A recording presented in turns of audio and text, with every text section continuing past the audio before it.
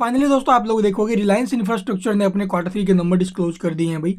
तो कैसे रहे रिलायंस इंफ्रा के रिजल्ट्स और इसका जो इम्पैक्ट है वो हमें स्टॉक के ऊपर कैसा देखने को मिलेगा। कंपनी ने अपना डेट वगैरह बहुत अच्छी बात है भी कम किया है और साथ में रिलायंस पावर ने भी अपना डेट वगैरह कम किया है।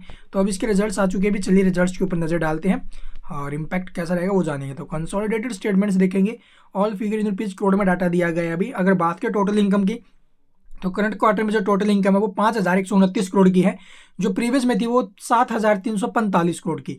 तो प्रीवियस क्वार्टर से आप लोग देखोगे इनकम डाउन गई है एंड प्रीवियस ईयर के सेम क्वार्टर से कंपेयर करोगे तो वहां पर 4,717 करोड़ की इनकम थी, तो इनकम वहां से इंक्रीज हुई है। यानी ईयर ऑन ईयर बेसिस पर इसकी इनकम इंक्रीज होते हुए नजर आई है and Q on Q basis पर इसकी इनकम डाउन गई है भाई। इसके अलावा एक्सपेंस की बात करें यानी कंपनी जो खर्चे किए हैं भाई, तो करंट क्वार्टर में जो एक्सपेंस है वो 4,963 करोड़ के हैं, जो प्रीवियस में थे वो 450 करोड़ के थे और प्रीवियस ईयर के सेम क्वार्टर में 5,068 करोड़ के। Year to year and quarter to quarter basis पर जो इसके एक्सपेंस है वो हमें कम होते हुए नजर आए, जो कि अच्छी बात है। और अब की बार जो रिवेन्यू एक्सपेंस है तो कम ही है भाई, मतलब कंपनी ने फिर से प्रॉफिट ही बनाया है, बट प्रॉफिट कितना है चलिए देखते हैं भी। Net profit for the period अगर बात करें तो ये हमें लॉस में कन्वर्ट होते हुए नजर आया है। इसके पीछे रीजंस क्या रहे हैं वो जानने की कोशिश करेंगे भाई। तो आप लोग देखोगे कंपनी को जो लॉस हो रहा है वो लगभग 3,298 करोड़ का, जबकि प्रीवियस क्वार्टर में 4,082 करोड़ का प्रॉफिट था और प्रीवियस ईयर के सेम क्वार्टर में 421 करोड़ का लॉस था। तो ईयर टू ईयर बेसिस पर लॉस में बड़ा इजाफा हुआ है एंड क्यू ऑन के बेसिस पर जो प्रॉफिट से कंपनी लॉस में गई है। तो अब आपको दिखाते भी इसके पीछे एक्चुअली में रीजन क्या है, कहाँ से जो है वो मैन मार पड़ते हुए नजर आई है।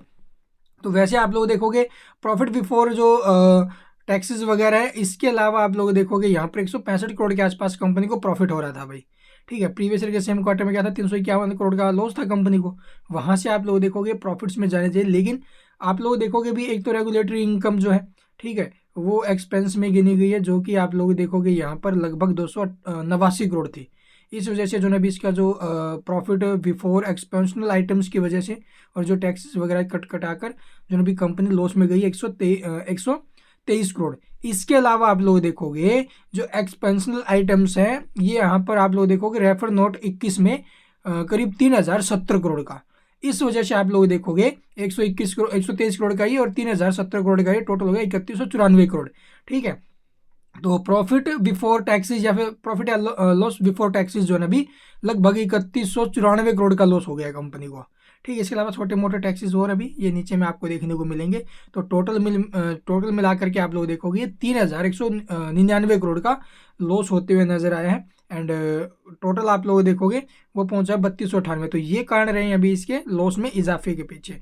इसके अलावा अर्निंग पर शेयर आप लोग देखोगे यानी कि जो ईपीएस है वो 83 रुपये 26 पैसे माइनस में गया, जो प्रीवियस में 103 था, प्रीवियस ईयर के सेम क्वार्टर में 10 पैसे माइनस में। तो ये इसके रिजल्ट्स अभी रिजल्ट्स देखो, प्रॉफिट वगैरह तो टूटा ही अभी प्रीवियस के मुकाबले, हालांकि रिवेन्यू इंक्रीज हुआ अच्छी बात है लेकिन प्रॉफिट्स टूटे हैं। इस वजह से आप लोग देखोगे इसका जो ना अभी लॉस बढ़ा है और अब की बार आप लोग देखोगे जो इम्पैक्ट है वो नेगेटिव आ सकता है। ये रिवेन्यू सेगमेंट है भाई, इन्हें आप लोग एक बार देख लेना किस सेगमेंट से क्या रिवेन्यू कंपनी जनरेट किया है, एक बार यहाँ पर नजर दौड़ा लेना भी।